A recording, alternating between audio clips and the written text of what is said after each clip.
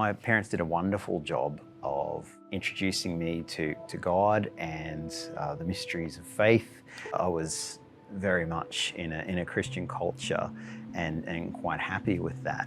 I think as I was in my later teen years, I was probably leaning towards becoming a bit of a materialist. I almost saw those metaphysical problems I was having, the existence of, spirit or God, or how one's death could forgive sins or something. I was finding that all particularly problematic. So that would put me around about the age of 19 or 20 when I was, all right, I'm just going to dismiss Christianity as some really nice thoughts for living the good life and building a good society, but the actual physical reality of that, well, that was just fanciful. If there's no spiritual realm, that means you're entirely material. There is no way you can actually have an idea that wasn't just a chemical reaction from something that's happened earlier. So you find there's more things you just have to start pulling out of your human experience. It was getting to a point where I was feeling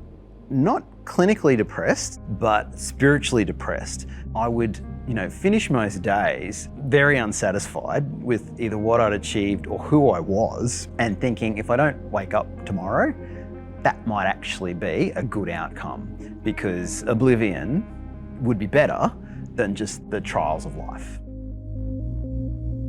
When I was reading Fyodor Dostoevsky's The Idiot, I picked it up because it was called The Idiot, and I thought that was a cool title. Anyway, one of the ideas though that came up in this book was the concept that faith and reason can coexist. There are ways that they are different and ways that they are the same. The human experience of the metaphysical is actually worth talking about. There's space for that, and it's something that I know that I'd been dismissing for a long time and wasn't open to. I was on holiday in Mexico and I ended up walking to this town called San Jose, and in there is this church that dates back to like the 1700s or something like that. And it's this old kind of mission sort of church.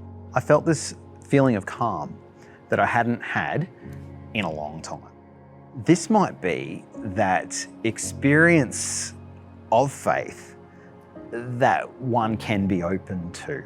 And that idea of knowing God to be true. There was this feeling of hope, and I could see where I was going. It was actually quite a journey then for I'd say another year or so, that, yep, God is real, He's active in the world. I have a responsibility to Him. He came in the person of Jesus. Yes, there was a resurrection. The Holy Spirit's active in the world. Okay, yep, I'm on board with that.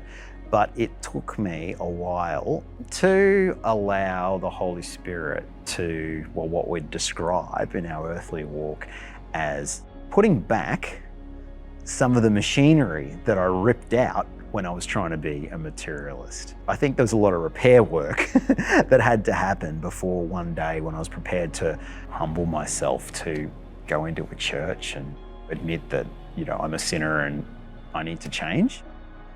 And I think actually then really understanding and feeling what the core gospel message is. Not only am I so sinful, but Jesus is God and so separate and so other that He can take it. He could take all of our sin on. Having an appreciation about how that might work, and a better feeling than I'd had before about my own failings and Jesus' perfection. I was at church one day and we were doing Romans, and the feeling of joy that I had that day was amazing. I remember just sort of buzzing in the car on the way home, wow, this is so fantastic. Life is an eternal thing. Our experience of life is just something that just continues.